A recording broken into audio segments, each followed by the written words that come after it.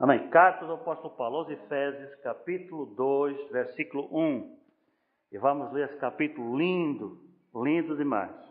Os textos mais lidos da Bíblia é esse capítulo 2 da carta aos Efésios. Você vai já entender porquê. Se não sabe porquê, você já vai entender. Diz assim: e vos vivificou, estando vós mortos em ofensas e pecados, em que noutro tempo andastes, segundo o curso deste mundo, segundo o príncipe das potestades do ar, o espírito que agora opera nos filhos da desobediência, entre os quais também nós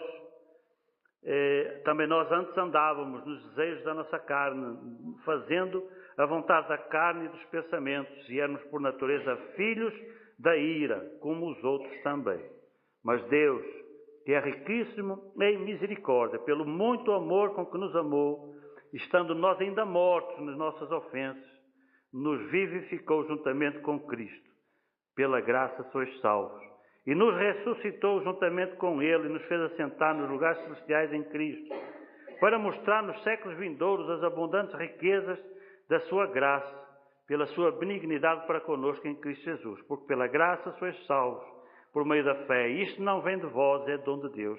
Não vem das obras para que ninguém se glorie, porque somos feitura sua, criados em Cristo Jesus para as boas obras, as quais Deus preparou para que andássemos nelas. E, portanto, lembrai-vos que noutro tempo eras gentios na carne, chamados incircuncisão pelos que na carne se chamam de circuncisão feita pela mão dos homens. Que naquele tempo estavas sem Cristo, separados da comunidade de Israel e estranhos às alianças da promessa, não tendo esperança e sem Deus no mundo. Mas agora, em Cristo, vós que antes estavas longe, já pelo seu sangue chegastes perto, porque Ele é a nossa paz, o qual de ambos os povos fez um, derribando a parede de separação que estava no meio, e na sua carne desfez as inimizades, isto é, a lei dos mandamentos, que consistia em ordenanças, para criar em si mesmo dos dois um novo homem, fazendo a paz. E pela cruz reconciliar ambos com Deus em um corpo, matando com ela as inimizades. E vindo Ele, evangelizou a paz a vós que estavais longe e aos que estavam perto. Porque por Ele ambos temos acesso ao Pai em um mesmo Espírito. Assim que já não sois mais estrangeiros, nem forasteiros, mas concidadãos dos santos e da família de Deus, edificados sobre o fundamento dos apóstolos e dos profetas, de que Jesus Cristo é a principal pedra de esquina, no qual todo edifício bem ajustado cresce para templo santo no Senhor, no qual também vós juntamente sois edificados para a morada de Deus em Espírito. Amém? Dá para entender porque é que é um dos textos mais lidos da Bíblia, né? Porque ele tem o plano de Deus para a nossa salvação de uma forma tão explicada que até é difícil comentar. Porque é difícil você acrescentar alguma coisa que já está bem explicado, né? Já está tão explicadinho que você vai acrescentar mais o quê? Fica difícil, né? Amém. Fazendo aqui uma introdução, o apóstolo Paulo, então, agora nesse capítulo 2, ou antes, no capítulo 1, que nós falamos na semana passada, ele nos falou acerca do propósito eterno de Deus para a igreja e para cada um de nós de uma forma particular. E agora, no capítulo 2, Paulo vai aprofundar algumas das doutrinas que ele passou, deu uma geral no capítulo 1, né? Nós falamos de 4 coisas no capítulo 1, vocês lembram? Qual foi? Eleição, predestinação, redenção e consagração, né? Os 4 pilares do capítulo 1 são esses. Cada uma dessas doutrinas dá para entrar aqui uma semana, né? Mas ele agora, no capítulo 2, ele começa a entrar em mais detalhes sobre aquilo que ele falou no capítulo 1, em particular a redenção. O foco do capítulo 2, na realidade, ele nem fala das outras, ele fala só da redenção. Ele vai entrar em profundidade nessa doutrina aqui. E nós vimos que tudo isso que ele falava ali fazia parte do tal bom propósito, ou beneplácito, como dizem algumas versões, né? Que nós explicamos que beneplácito quer dizer bom propósito. O bom propósito de Deus concebido antes da fundação do mundo, que é só logo assim que começa o capítulo 1. E E esse bom propósito era justamente a redenção. Nós lemos sobre isso no versículo 7, versículo 8 do capítulo 1. Essa redenção é agora o tema central do capítulo 2, entende? A obra de Cristo é o tema central do capítulo 2. Agora, de uma forma bem mais detalhada. Se vocês olharem direitinho para esse capítulo 2, vocês vão perceber que ele se divide em duas metades. Tem uma primeira parte, que vai do versículo 1 até o versículo 10, né? Em que ele fala da redenção de uma forma pessoal. E tem uma segunda parte, que ele fala do versículo 11 ao versículo 22, que ele fala de uma forma mais generalizada, mais abrangente, né? Agora, ambas essas partes desse capítulo, ela usa a mesma estratégia. Ela é uma estratégia de fora para dentro, né? Você começa a olhar para o capítulo 1, para o capítulo 2, no versículo 1, e fala de nós quando a gente estava fora, né? E vai nos trazendo para dentro, para perto de Deus. Quando chegamos ali no versículo 11, ele volta de novo, né? Volta a falar de quando a gente estava fora e vai nos trazendo de novo para dentro. A estratégia é a mesma, né? Só que na primeira metade ele fala da Célia, do Roberto, do Érico, do Álvaro, pessoalmente, individual. Na segunda parte ele fala da igreja, do coletivo, né? Mas tanto a igreja como nós individualmente, todos nós primeiro estávamos longe e depois fomos trazidos para perto de Deus. Amém? Essa é a estratégia que Deus usou para trabalhar este assunto aqui nesse capítulo 2. E ele termina depois, versículo 22, justamente falando do Espírito Santo, da mesma forma que ele terminou o capítulo 1. O Espírito Santo selando, né? fechando a obra, né? Porque o Deus pode fazer uma obra completa na nossa vida, mas se o Espírito Santo depois não aplicar aquilo na nossa vida, não selar, né? Não fechar o negócio, todo o negócio que fica aberto, o que acontece? Pode ser alterado, né? Mas na hora que você fecha, né? Na hora que você faz a conclusão da tese, né? do TCC, né? Você faz a conclusão, você fecha, né? E a partir dali, selou, não dá mais para mudar, né? Então é isso que o Espírito Santo faz, tanto no capítulo 1 como faz aqui no capítulo 2. Ele sela e ele fecha, pronto, está finalizado o processo. Nós vamos desenvolver a nossa meditação de trás para a frente. Do capítulo 2, na realidade, ele trabalha do pessoal para o geral, né? Mas eu achei mais interessante trazer para você, talvez mais fácil para vocês entenderem, eu trazer na inversa, do geral para o pessoal, tá certo? Então a gente vai começar invertendo. Vamos estudar primeiro, vamos meditar primeiro do versículo 11 até o 22 e depois a gente conclui, talvez só no próximo culto, que será no outro, né? Depois do Natal, a gente conclui depois falando da questão pessoal. A primeira coisa que eu quero compartilhar com vocês em relação a isso é que nós precisamos lembrar que os propósitos de Deus, eles não seguem uma ordem cronológica. Entende? Quando Deus planejou as coisas, o planejamento foi uma coisa, a execução é outra coisa. E a execução do plano não segue uma ordem cronológica. O que é que eu quero dizer? O que Deus planejou primeiro não foi o que Ele fez primeiro. Entende? Tem coisas que Deus planejou primeiro para fazer mais lá na frente. E coisas que Ele planejou depois, que Ele resolveu fazer logo no começo. Entende? Há coisas que Ele inverteu. E nós notamos esse conflito aqui nesse capítulo 2. Não é?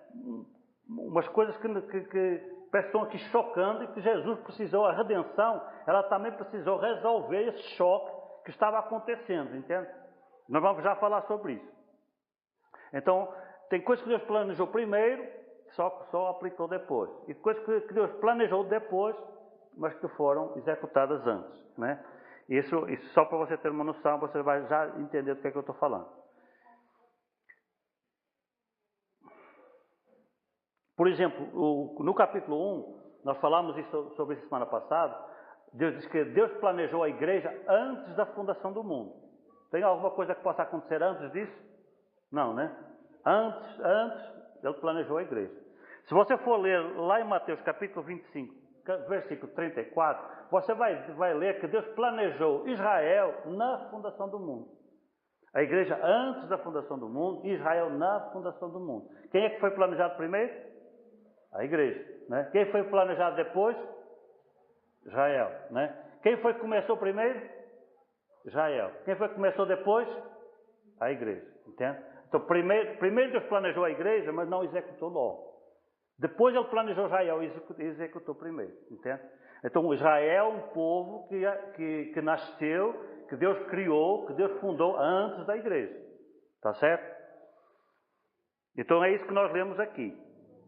Então, no capítulo 1, versículo 10, que nós lemos semana passada, lá diz que o plano de Deus é tornar a congregar em Cristo todas as coisas, tanto as que são dos céus, como as que são da terra. O plano de Deus para Israel é a resposta de Deus a essa necessidade de tornar a juntar em Cristo as coisas que se perderam na terra. Né? Por isso é que Israel é o povo terreno de Deus, é a resposta de Deus às falhas, ao que se perdeu na terra.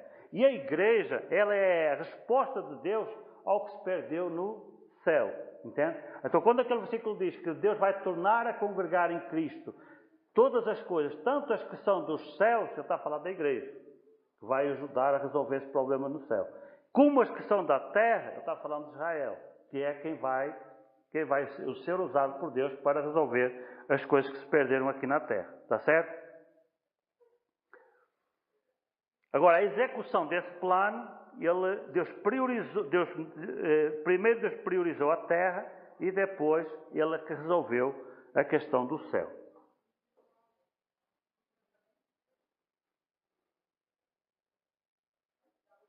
Amém. Avançando aqui.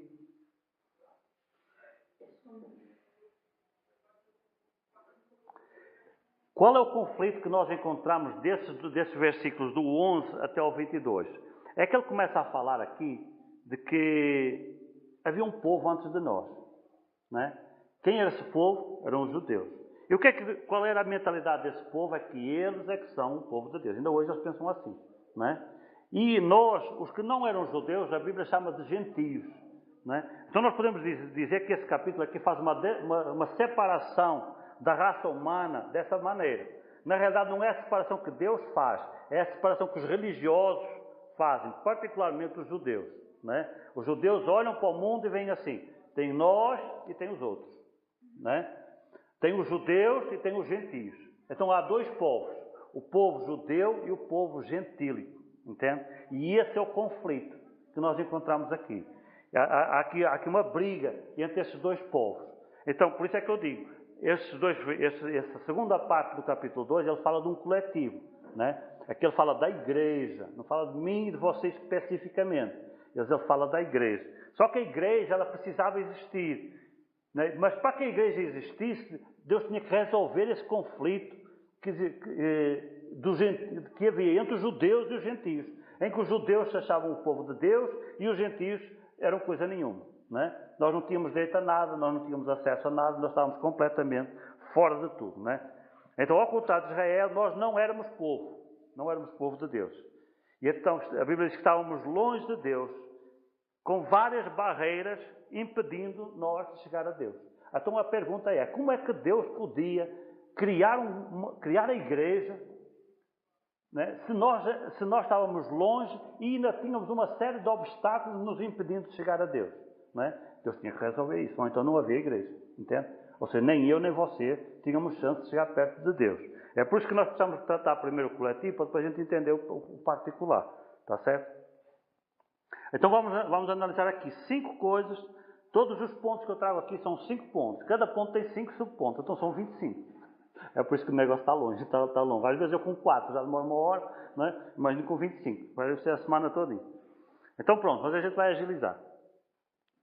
5 pontos que nos mostram aqui rapidinho como nós estávamos longe de Deus. Isto que a gente fala em relação à igreja, ele também tem uma aplicação pessoal. Você olha para você mesmo e diz assim, rapaz, também tinha isso na minha vida. Não é? Mas o texto realmente está a falar da igreja, ou dos povos gentios, ou seja, os povos não judeus. Então, o que é que nos estava a separar de Deus? Em primeiro lugar, nós éramos gentios por natureza, rejeitados pelos que se achavam povo de Deus. É o que o versículo diz aí na sua Bíblia, no versículo 11. Leia aí. Portanto, lembrai-vos que noutro tempo eram gentios. É interessante que Paulo ainda nos chama a atenção. Né? Quando Paulo escreve isto, já existia a igreja. A igreja já tinha começado, né? E essas pessoas, eles já eram crentes. Nós falamos aqui da história da fundação da igreja de Éfeso, né? Que Paulo foi lá a Éfeso, visitou aquela igreja, encontrou 12 homens que andavam assim meio dispersos, eram discípulos de João. João foi morto e eles ficaram assim meio boiantes, sem saber o que fazer. Paulo juntou aqueles 12, e a partir daqueles 12, ele começou a igreja de Éfeso, né? Só que esta carta aqui, ela é escrita 6 anos depois. E dizem os historiadores que a igreja terá quadriplicado desde o tempo em que Paulo saiu até o tempo em que ele escreve a carta. A igreja cresceu muito, se desenvolveu muito, né? E Paulo esteve lá 3 anos. Nós temos também que depois de Jerusalém e Antioquia terá sido a cidade onde Paulo esteve mais tempo, terá sido em Éfeso. Ele investiu muito realmente nesta igreja. E já quando ele saiu, já era uma igreja boa. Né? Só que essa igreja lançou bases muito sólidas e essa igreja pôde crescer, se desenvolver, né? Então já tinha igreja, né? Porque quando ele escreve, já fala de um passado, né? E falando desse passado, diz assim: lembrai-vos. Atenção que tem coisas que Deus quer que a gente nunca esqueça, né? Uma das coisas que Deus quer que Deus nunca esqueça é que a gente já foi ímpio, sabia? Deus quer que a gente lembre que um dia a gente foi ímpio. Porque sabe o que é que acontece quando eu e você esquecemos que já um dia já fomos ímpios? A gente vira santarrão, né? A gente começa a achar que nós somos perfeitos, que nós estamos acima dos outros, não é? Que era justamente o que os judeus pensavam, não é? Que eles achavam um povo acima dos outros, que eles achavam perfeitos, e eles é que eram o povo de Deus, o resto era tudo, né? O resto era tudo desviado, não é? Então Paulo usa essa estratégia. Ele diz assim: lembrai-vos que no outro tempo vocês já foram descrentes. Já houve tempo que você chafurdou no pecado. Então quando você vê lá fora alguém chafurdando no pecado, não fique criticando. Entende? Não fique caluniando, não fique falando o nome da pessoa porque ela está no pecado. Porque você também já lá teve. A nossa obrigação é compreender, né? Compreender a pessoa que está vivendo aquela situação, porque nós já vivemos aquela situação. Mas ao mesmo tempo também ter compaixão por essa pessoa, como Deus também um dia teve compaixão pela gente, né? E dizer assim: como Deus me resgatou, eu também posso resgatar aquele. Como Deus me ajudou, também pode ajudar aquele. Então é esse o sentido desse texto aqui. Ele diz: lembrai-vos de que no outro tempo eram gentios na carne, chamados incircuncisão, porque havia a circuncisão, né? Todo judeu, para ser judeu, tinha que ser circuncidado, os homens, né?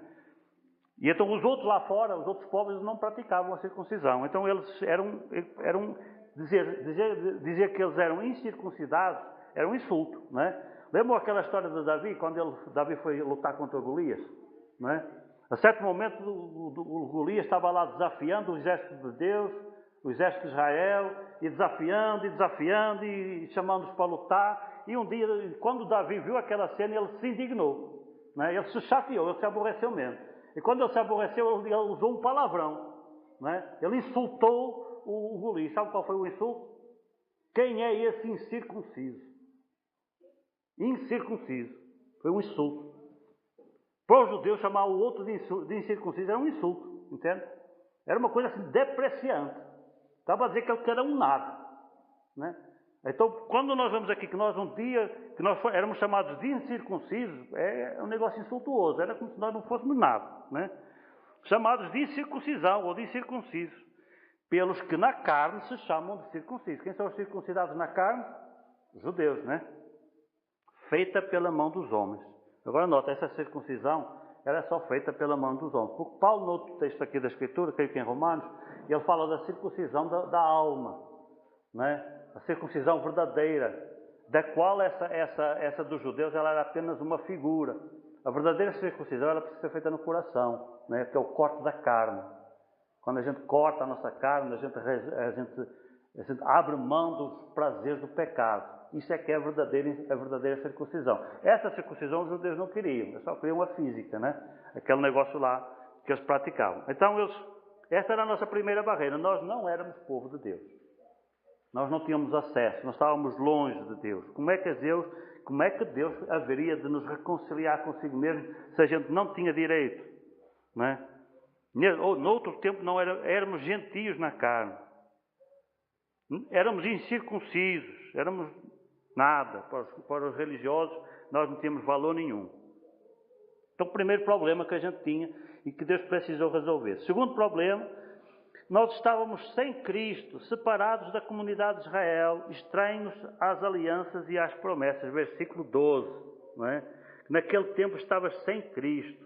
Nós não tínhamos Deus. Primeiro, nós não pertencíamos ao povo religioso de Deus, nós não éramos judeus. Segundo, além de nós não sermos judeus, nós também não tínhamos Jesus. Vivíamos do nosso jeito. Estávamos separados da comunidade de Israel. Porque naquele tempo havia assim. Havia Israel e havia os chamados prosélitos. Quem eram os prosélitos? Eram os gentios que estavam tentando se tornar judeus. Só que a lei deles era tão rígida que só à quarta geração é que ele era incorporado plenamente enquanto judeu. Até lá ele era considerado um prosélito, ou seja, um estrangeiro. Não é? Mas pertencia à comunidade, entende? Era um prosélito, mas o prosélito já pertencia à comunidade. Só que o texto diz aqui que nós nem isso. Não é? Nós nem isso. Aí Deus tinha feito várias alianças e várias promessas com Israel, né? Como nós não pertencemos aos judeus também, né? Também perdemos as alianças e as promessas de Deus. Não temos direito às promessas de Deus. E o texto vai mais longe, porque tem uma coisa bem interessante aqui. Que a gente não tinha esperança nem Deus no mundo. Olha como é que a gente vivia, não é? E este, no fundo, é o retrato que Deus faz em relação aos povos gentílicos, não é? Aí você olha assim à sua volta, abre as notícias, começa a ouvir os noticiários, você vê se isso não acontece no mundo inteiro. Ainda hoje, não é? 2000 anos depois, continuamos a ter o mesmo retrato. Quanta gente está vivendo hoje sem Deus, não é? Sem Deus no mundo. Este é o pior quadro que se pode representar de uma pessoa que está perdida nos seus pecados. Que está sem Cristo, ela não ter Deus. Na hora que você não tem Deus e você tem uma aflição, você recorre a quem? Você recorre a quem? Aos orixás? Às rezinhas? Às lendas? Às superstições? Não é? A pessoa se agarra nessas coisas, a gente sabe disso, não é? Mas que não trazem depois um retorno. Mas agora em Cristo, vós que estavais longe, já chegastes perto. Mas isso aqui a gente vai ver depois. Terceira barreira, terceiro problema. Diz que havia umas paredes de separação que nos impediam de ter acesso a Deus, ao Deus dos judeus. Havia umas paredes, diz aqui o versículo 14. Porque Ele é a nossa paz, o qual de ambos os povos fez um, e diz, derrubando a parede de separação que estava no meio. Sabe que parede é esta? Esta parede aqui é uma parede física mesmo, é uma parede mesmo. E esta parede ela existia dentro do templo. No átrio de entrada para o templo existia uma parede mesmo, feita com tijolo, concreto. Né? E essa parede era para quê? Para separar os gentios que estavam tentando ir ao templo dos judeus. Quem podia entrar para lá da parede era só os judeus. Nós não tínhamos direito. Mesmo que você estivesse tentando se tornar judeu, você só podia entrar até aquela parede. Quando fala aqui de uma parede de separação, era uma parede real que existia dentro do templo. Entende? E o texto diz que Jesus derrubou a parede. Por quê? Porque agora somos todos iguais. Não existe judeu nem grego. Não há mais separação. Você pode ter livre acesso a Deus da mesma forma que um judeu pode ter acesso a Deus. Né? O judeu tem que aceitar Jesus como seu Salvador e você também.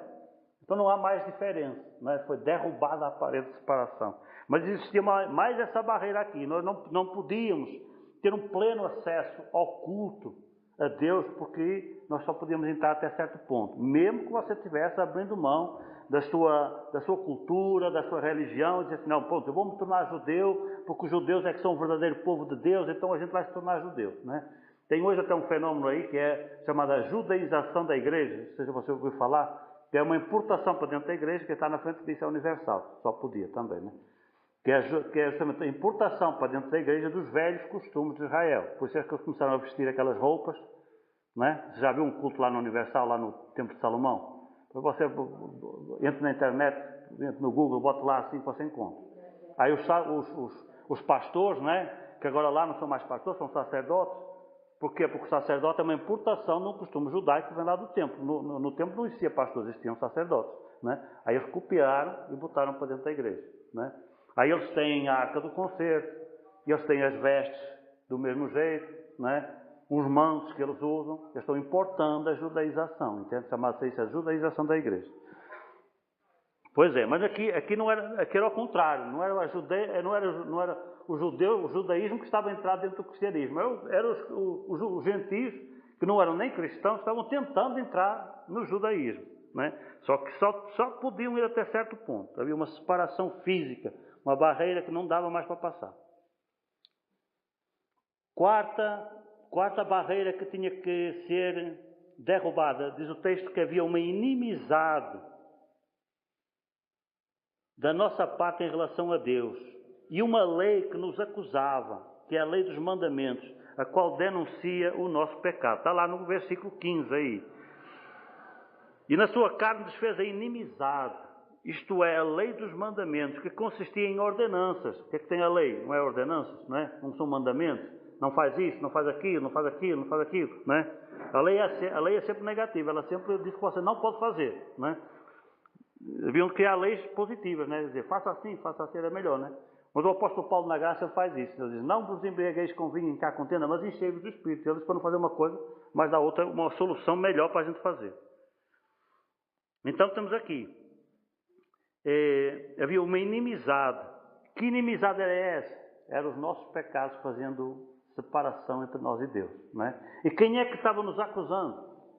É a própria lei, não é? Aqui não são os judeus, nem são os demônios, nem é o diabo, não, é a própria lei, a lei de Moisés, né? Quando a lei diz assim, não matarás, né? E a gente olha lá para trás e diz assim, rapaz, eu nunca matei ninguém, mas vontade eu já tive, né? Aí lá em 1 João diz assim, que quando você pensa em fazer, você já está fazendo. Na sua mente, Deus é como se você tivesse feito, entende? Você não realizou, às vezes até pode ser covarde demais para poder fazer, né? Ele não tem coragem. Mas na hora que diz, aquele que aborrece seu irmão é homicida. Diz o apóstolo João lá na primeira carta, né? Aquele que aborrece, assim, eu não gosto daquela pessoa. Mas não gosto, aquela ali não entra, né? Às vezes a gente fala assim, né? Aquela ali não entra. E então a gente planeja assim, ter assim umas ideias, rapaz, se eu pudesse, eu ficava naquela, chegava dentro de um poço, né? Aí o que é que Deus diz? Olha, já julgaste dentro do poço, já mataste o teu irmão, né? Já mataste o teu irmão, acabaste de cometer um assassinato, né? O cara ainda está lá vivo, mas no teu coração tu cometeste um assassinato, porque tu só não fizeste porque tu és covarde, porque tu pudeste o que tinhas feito, né? E às vezes acontece mesmo, tem coisa que a gente não faz porque a gente não tem condição, mas se pudesse, se você tivesse as armas necessárias e o contexto necessário para você cometer aquela ação, você cometia, não é? Se você tivesse o poder, a autoridade, né? Se aqui o chefe da cidade assim, rapaz, você vai ter 24 horas que você vai poder mandar desmandar aqui na cidade, né? Você acabava com um bocado de gente, né? Né? Pois é por isso que o texto diz que essa lei, ela nos acusa, né? Essa lei nos acusa. Aí na hora que você pensa mal de alguém, na hora que você fala alguma coisa incorreta sobre alguém, aí, todas essas coisas a lei nos acusa. E ela queria que é uma inimizade. Viu? Diz que nós éramos inimigos de Deus. É coisa grave, né? Gravíssima, ser inimigo de Deus, né? Se há alguém que não é bom a gente ser inimigo é de Deus, né? Porque a gente vai levar a pior, não tem como levar a melhor de Deus, né? Então tinha mais esta barreira que Jesus tinha que resolver, né? E versículo 19 diz que nós éramos estrangeiros e forasteiros, isto é, não pertencíamos ao povo de Deus, né? Quem é o estrangeiro? É o que está fora da fronteira, né? Está lá do outro lado da fronteira. E o forasteiro quem é? É o que está dentro da fronteira, mas que é estrangeiro também, né? Ele não pertence ao povo. Está cá dentro, mas ele não é do povo, né? Aí a gente teve esse acordo aí com os médicos cubanos, né? Eles vieram, nos ajudaram, não sei o quê, né? Mas como é que chamam os médicos? Cubanos, né? O homem tem nome, né? Mas ninguém chama pelo nome. Isso aqui é um médico cubano. Não é por quê? Porque ele é um forasteiro. Está rotulado, tem uma marca. A marca é a identidade do país dele, né? Para nós, não é dos nossos, né? E era assim que nós éramos vistos. Nós não pertencíamos a Deus, nós não éramos de Deus. E Jesus precisou resolver a redenção, ela tinha que resolver estes 5 problemas que nós tínhamos. Então a redenção de Cristo, que é o segundo ponto agora. A redenção de Cristo precisou então derrubar essas barreiras. Nós como povo gentílico, para que nós pudéssemos ser aceitos pelo Pai. O plano de Deus com a igreja, sabe qual era? Era criar um povo só.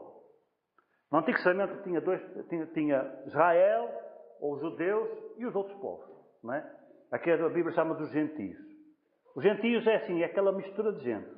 Não é? Não importa se é brasileiro, se é português, se é alemão, se é gentio. Não é? É tão irrelevante. Quando se trata os outros povos, os povos não judeus, como gentios, está a torná-los irrelevantes, sem importância. Não é? Porque um alemão é menos importante que um judeu? Será que um americano é menos importante que um judeu? Não, não conta, não é nem americano, nem é alemão, é gentio. Acabou. Não é? É tão assim, tão depreciante para nós. Mas o plano de Deus era tão maravilhoso que ele queria de todos os povos criar um. Fazer um povo só. Acabar com essa história de judeus e gentios, para fazer um povo só, vai ser a igreja. Quem é que pode participar desse povo? Quem quiser. E se for judeu, pode. Aceita Jesus e será um cristão. E se for americano, também pode. E qual é a regra? Tem diferença? Não, é a mesma regra. Não é? Tem que se arrepender dos seus pecados, pedir perdão a Deus e deixar Jesus entrar na sua vida. Não tem diferença. Não importa se o cara é um sacerdotezão lá de Jerusalém, tem que fazer exatamente o mesmo processo. Ou se é aquele pobre miserável, aquele mendigo, né, lá da Polônia, né, cachaceiro da vodka, né, mas tem que fazer a mesma coisa, tem que se arrepender dos seus pecados. E a obra que Deus faz na vida e no coração de cada um é exatamente igual, então não tem mais diferença. Isso era a grande visão de Deus, o plano que Ele bolou, o tal plano que Ele bolou antes da fundação do mundo era esse. Acabar com essa coisa de diferença, fazer um povo só, todo mundo amigo, todo mundo irmão, né? Era esse o desejo de Deus. E agora como é que eu faço isso? Né? Por quê? Justamente aquilo que eu falei no começo. Como já tinha sido criado um povo antes, né? Como Deus inverteu a ordem, e em vez de começar logo pela igreja, começou pelos judeus primeiro, criou-se esse problema.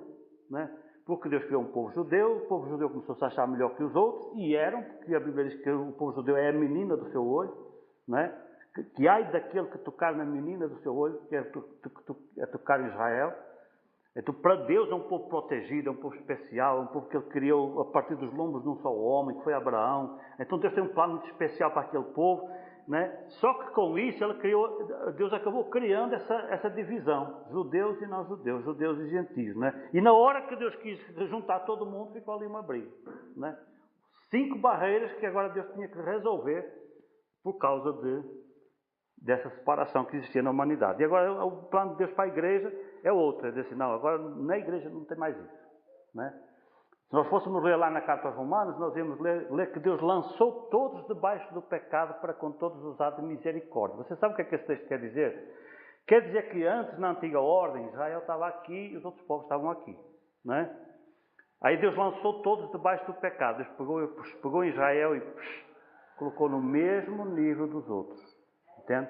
E depois agora ele diz assim, não há judeu nem gentio. Deus não pegou no gentio e levou lá para cima, não.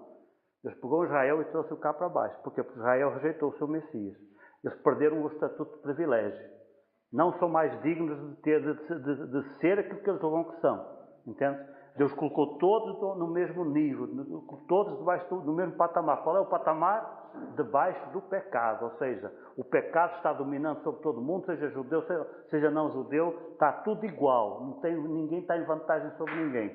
Os judeus estão no mesmo nível dos gentios, porquê? Porque eles rejeitaram o seu Messias. Deus puxou, foi para baixo. Né? E agora diz assim, agora sobre todos eles, estão todos no mesmo nível, eu vou usar de misericórdia, né? Que é justamente o plano que a gente está aqui conversando esta noite, o tal plano da redenção. Então, se nós tínhamos 5 barreiras, nós precisamos de 5 respostas agora para derrubar essas barreiras, né? Estamos com 5 problemas, temos que ter 5 soluções, né? Se a gente tiver só 4, vai ficar uma por resolver. Não, mas o texto também tem 5. O que eu achei muito legal nesse texto é que tudo está assim num paralelo muito absoluto. Então, primeira resposta, né? Versículo 13, nós chegamos perto, estávamos longe, né? Qual era o nosso primeiro problema? Nós estávamos longe, éramos gentios por natureza, rejeitados pelos que se achavam povo de Deus. Aí Jesus nos abriu pelo seu sangue, derramado o acesso ao Pai. Está lá no versículo 13. Já está a resposta de Jesus na redenção. A redenção também cobrindo estas questões. Mas agora em Cristo, vós que estavais longe, vós que não eras povo, vós que não eras ninguém, já pelo seu sangue se acha perto. Agora vocês têm acesso ao Pai. né? Jesus derrubou essa questão essa separação, essa distância, né? Justamente daquela forma que eu falei há pouco. Deus pegou nos judeus, desceu o nível deles, igualou-os com os gentios, e o trato agora é igual para todo mundo. Acabou as diferenças, né? Agora, vós que estavais longe, não está mais longe, está todo mundo longe, né? E os judeus estão lá longe do mesmo jeito. E que se quiser voltar para Deus, tem que fazer o mesmo processo que qualquer outra pessoa. Vós que estavais longe, já pelo seu sangue agora chegaste perto, né?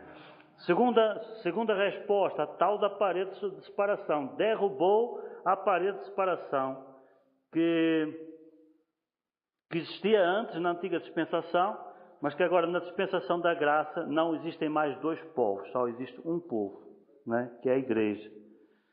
Apenas um povo, que é a sua igreja. Um corpo, diz lá no versículo 14. Vamos ler aqui. Porque ele é a nossa paz, o qual de ambos os povos fez um. Havia dois povos, não é? Judeus e gentios, acabou. Agora só existe a igreja. Os dois povos podem pertencer à igreja. Dos dois ele fez um. Derrubou a parede de separação. Tinha uma parede física lá no templo, né? Na verdade foi o templo todo que foi derrubado, não foi só a parede, foi tudinho, né? No ano 70 o general Tito arrasou o templo de Jerusalém, que nunca mais se reconstruiu até o dia 2. E no seu local hoje está uma mesquita muçulmana.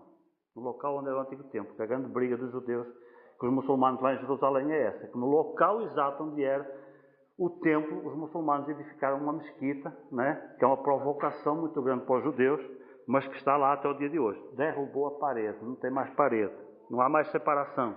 O acesso a Deus agora é ilimitado para ambos os povos. Terceira resposta, desfez a inimizade que nos separava de Deus, que era a lei que nos acusava. Ela foi cravada na cruz e esgotada nas suas exigências contra nós, né? Versículo 15. E na sua carne, ou seja, no seu corpo, desfez a inimizade. Havia uma inimizade, mas ele desfez a inimizade. Qual era a inimizade? O que é que provocava essa inimizade? A lei dos mandamentos, que consistia em ordenanças, né? Aí se nós fôssemos ler agora, rapidinho aqui, umas páginas aqui na frente, né? Em Colossenses capítulo 2, versículo 14. Olha o que diz lá, o texto paralelo, né? Que, aliás, dizem que estas duas cartas elas foram escritas ao mesmo tempo. Colossenses e Efésios terão sido escritas ao mesmo tempo. Por isso há muitas semelhanças entre estas duas cartas. Olha o que diz este texto. Havendo riscado a cédula que era contra vós nas suas ordenanças. Está a falar da mesma coisa lá do versículo 15 de Efésios, não é? Está a falar da lei. A lei que tinha as suas ordenanças e que nos acusava. E diz, a qual de alguma maneira nos era contrária. Por que a lei nos é contrária? Porque a gente só obedece. Não é? Então ela nos confronta, ela nos acusa, então ela nos é contrária, né? Aí o que é que diz? Como é que termina o versículo? E atirou do meio de nós e a cravou na cruz. Olha onde é que Jesus resolveu o problema das inimizades. Onde é que ele resolveu o problema da lei que nos acusava? Foi lá na cruz, né? O que é que Deus fez? Deus pegou em tudo que a lei falava contra mim, dizia, olha, o Álvaro naquele dia ele fez isto. O Álvaro naquele dia ele falou aquilo. O Álvaro naquele dia ele pensou aquilo, né? E o que é que Jesus fez? Arrancou aquelas folhas que me acusavam, cravou-as lá na cruz. Para quê? Para que ele cravou lá na cruz? Para pagar o preço, para pagar a minha dívida, não é? Porque aqueles meus pecados, eles cobravam uma dívida de Deus, né? Deus cobrava uma dívida de mim por causa desses pecados. Aí Jesus disse, não, eu vou pagar por ele. Como é que ele pagou? Nos seus sofrimentos, né? Na sua morte e nos seus sofrimentos lá na cruz do Calvário. Foi assim que as ordenanças, a lei que nos era contrária, foi assim que esta inimizade foi resolvida. Aqui o texto de Efésios não diz, mas Colossenses completa, né? Diz que a lei foi tirada, foi cravada na cruz para Jesus lá sofrer por cada um dos meus e dos vossos pecados. E assim Deus que nos via como inimigos, agora Ele pode olhar para mim e para você e nos ver como amigos, não é? O povo gentílico, que era um povo estranho, que era um povo inimigo, agora Deus olha para o povo gentílico e diz assim, podem ser meus amigos também, não é? Eu posso recebê-los em igualdade de circunstâncias em relação aos judeus, não tem diferença mais nenhuma. Eu posso perdoar da mesma forma que posso perdoar um judeu, não tem mais diferença nenhuma. Eu posso receber plenamente este povo para ser meu povo também. Então Jesus derrubou a lei das inimizades. Quarta conquista que Jesus teve que fazer na cruz do Calvário para dar resposta àquelas barreiras. Ele é a nossa paz. Né? Havia uma inimizade, significa que existe um conflito. Né? Quando você está inimizado com alguém, significa que existe um conflito entre você e aquela pessoa. Né? Às vezes é um conflito encoberto. Né? Vocês não se falam, os assuntos polêmicos vocês não abordam, mas tem aquele negócio lá. Né? É como se fosse uma panela de pressão. Né? Um dia a tampa solta. Né? E na hora que a tampa solta, você fala o que estava aqui atravessado, né? Outro lado também fala o que estava atravessado e volta ao conflito. Né? Então, como é que se resolve um conflito? Estabelecendo a paz. Né? E foi isso que Jesus trouxe. Né? Versículo 14 também. E versículo 15. Olha aí. Ele é a nossa paz. Então, havia um conflito, agora ele responde com paz. Versículo 15. No finalzinho. Para criar em si mesmo, dos dois povos, judeu e gentio, né? Um só homem, um novo homem. Né? Ou um novo povo. Fazendo a paz. Acabou a guerra. Acabou a inimizade. Não há mais conflito. Jesus resolveu. Né? Onde é que ele resolveu? Na cruz do Calvário. Quinta resposta, 5 problemas, 5 respostas. Ele nos deu completo acesso ao Pai em igualdade de direitos. Não há mais povos e povos, agora somos concidadãos dos santos e da família de Deus. Olha que coisa maravilhosa aí no seu versículo 19. Assim já não somos mais estrangeiros nem forasteiros. Você não é mais olhada por Deus como uma pessoa que não era povo de Deus, mas está aqui por misericórdia. Não há mais estrangeiros nem forasteiros, mas concidadãos dos santos e da família de Deus. O que quer dizer concidadão? Com a mesma cidadania, né? Com a mesma cidadania. Deus recebe a pessoa, que é uma obra muito grande que Deus faz na vida de alguém que aceita Jesus, né? Deus recebe aquela pessoa, Ele tira aquela identidade dela, aquela identidade velha, antiga. Ele fala mais sobre isso depois na segunda parte desta mensagem. Ele tira aquela identidade antiga, Ele remove aquela identidade antiga, não é? Não importa se ela era portuguesa, se ela era brasileira, se ela era turco, se era o que era, né? E Ele diz, não, vamos acabar com isso e vamos ser todos concidadãos, ou seja, temos todos a mesma cidadania, né? Que é a cidadania celestial. Se nós fôssemos olhar lá em Filipenses capítulo 4, nós íamos ver isso, que a nossa pátria ou a nossa cidade está nos céus, de onde esperamos o Salvador. Ou seja, quem aceita Jesus, ele passa a ser cidadão dos céus. Né? Você deixa de ser um terráqueo, e passa a ser um marciano. Um cidadão dos céus. Né? Destinado ao céu. Toda a obra, eu acho isso maravilhoso. Quando você aceita Jesus, quando uma pessoa aceita Jesus, Deus começa a trabalhar, a fazer um trabalho tão grande na vida daquela pessoa, sabe para quê? Para preparar para morar no céu. Porque nós, estruturalmente, né, nós nascemos preparados para morar na terra. Não é? Porque nós somos terrenos. Né? Nós temos uma natureza física, terrena. Tudo em nós, toda a nossa mentalidade, toda a nossa cabeça, o nosso corpo, todo ele está adaptado à terra. Mas Deus quer a sua igreja no céu. A igreja é a resposta de Deus ao que se perdeu no céu. Né? Que é o que diz lá no capítulo 1, versículo 10. Ele vai tornar a congregar em Cristo tanto as coisas que são da terra, através de Israel, como as coisas que são do céu, através da igreja. Só que agora tem um problema, é que a gente não foi criado para morar no céu. Né? É a mesma coisa que pegar em você e botar você na lua. Você não consegue respirar, porque lá não tem oxigênio. Né? E nós não fomos preparados para viver sem oxigênio. Então, alguma coisa tem que ser feita. Né?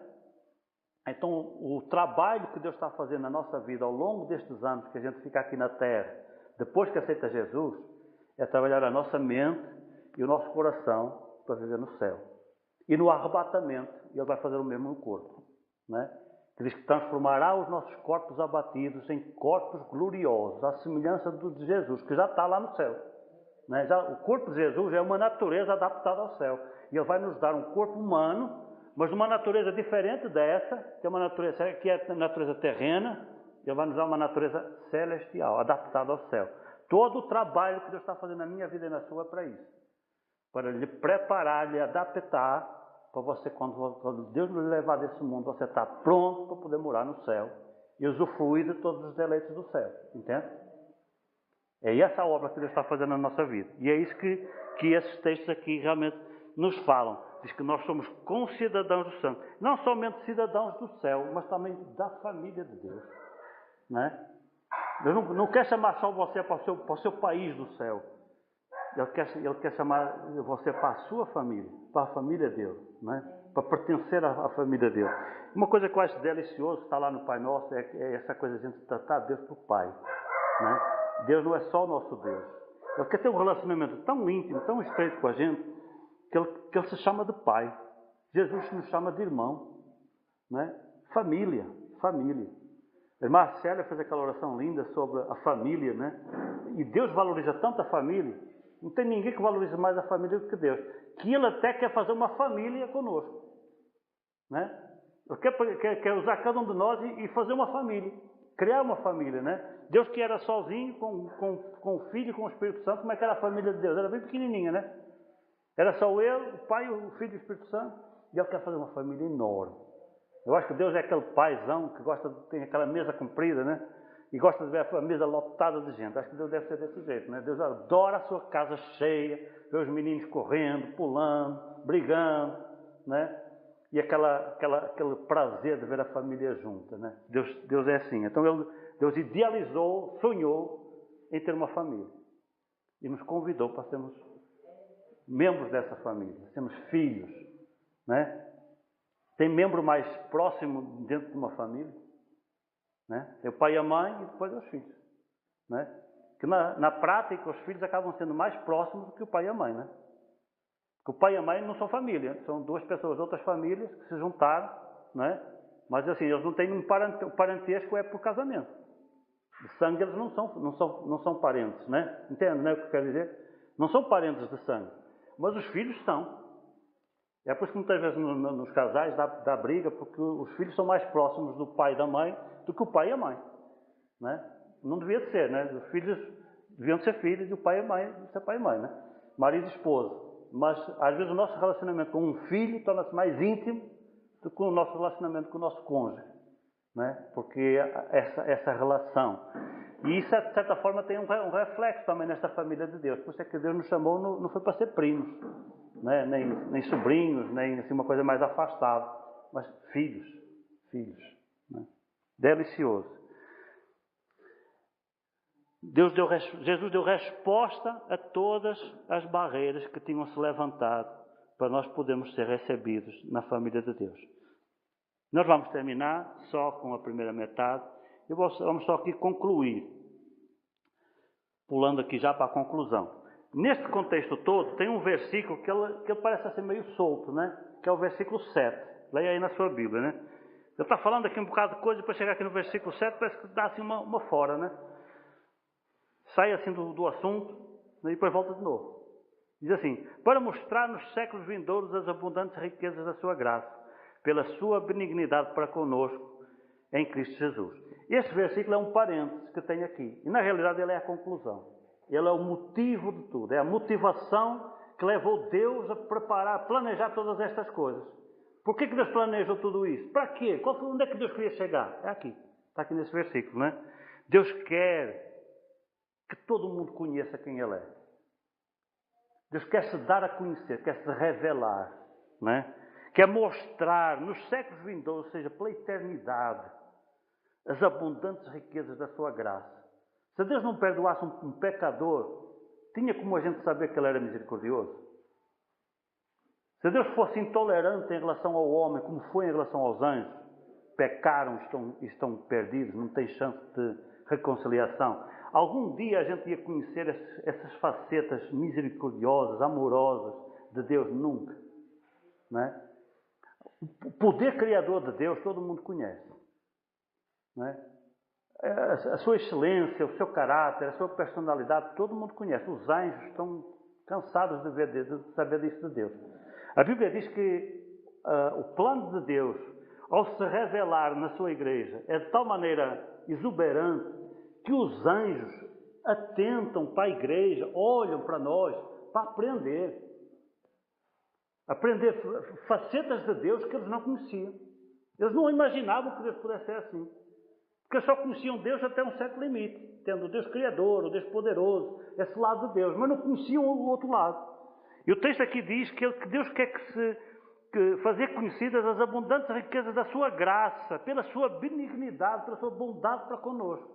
O que Ele quer fazer conhecido não é o seu poder. Dizer assim, aparece aí uma galáxia nova. Hoje acordei assim inspirado. Quero uma galáxia nova, assim, um sol novo, né? O universo não está em expansão. Então, todo dia está acontecendo coisa nova lá no universo, né? Aí Deus de vez em quando manda assim, mais um sol. Mais uns planetas ali rodando. Né? Acho legal, eu gosto de ver aquele negócio ali. Né? A ciência hoje diz que tudo que se move produz um som. Né? Então imagina o som que é produzido pelas galáxias, pelo movimento das galáxias, dos sóis, dos planetas. Né? De uma coisa infinita, imensa, que não é só a Via Láctea, tem trilhões de galáxias. Né? E Deus escutando aquele barulho. Eu imagino como se fosse uma orquestra.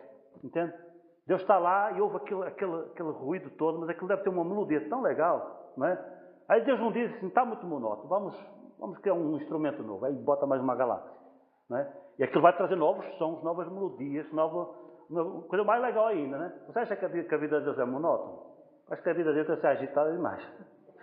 Pois é assim que funciona. Então Deus, essa faceta de Deus, todo mundo já sabe. Os anjos estão carecas de saber, não sei nem se eles são carecas. Mas eles já sabem, todo mundo sabe, né? Agora, que Deus é capaz de amar um pecador, que Ele é capaz de amar um pecador ruim, o hediondo, aquele cara que não merece nem o chão que pisa, né? Que Ele é capaz de amar um cara que está preso por assassinato, porque estrupou, né? E Deus quebra aquele coração, transforma aquele cara, e ele vira um verdadeiro crente. Né? Os anjos devem ficar assim de boca aberta quando uma coisa dessa acontece. Entende? Por isso a Bíblia diz que os anjos atentam para a igreja. Pedro lá na primeira carta fala isso. Que eles atentam para a igreja para aprender. Eles não estão a aprender conosco não, porque eles não têm nada para ensinar aos anjos. Eles aprendem, é o que Deus é capaz de fazer. Entende? É isso que esse versículo está falando. Onde é que Deus quer chegar com tudo isto? Se revelar. Como o Deus misericordioso, quanto Ele é capaz de amar, até onde pode ir a sua graça. Né? Se o seu poder não tem limite, Ele quer mostrar que a sua graça também não tem limite. Se a sua capacidade criativa é interminável, Ele quer mostrar que o seu amor também é interminável. Né? Lá no capítulo 3, não estou em erro, fala lá na frente que para nós conhecermos o amor de Deus, as dimensões do amor de Deus, a altura, a largura, a profundidade. Nós já pregamos sobre isso aqui. Né? Deus quer que a gente conheça o amor dele. Não é só nós, toda a criação. Estamos estudando o Apocalipse, aqueles seres celestes lá, né? Os anciãos, os quatro seres viventes. Então tem tanta variedade de seres no céu, não é só anjos, não, tem lá. Tem muita coisa que Deus criou lá no céu. Ninguém conhece Deus direito. Ele só conhece uma parte, uma faceta de Deus. E Deus quer que tudo seja, Deus quer se dar a conhecer. Então todo esse plano é para chegar aí.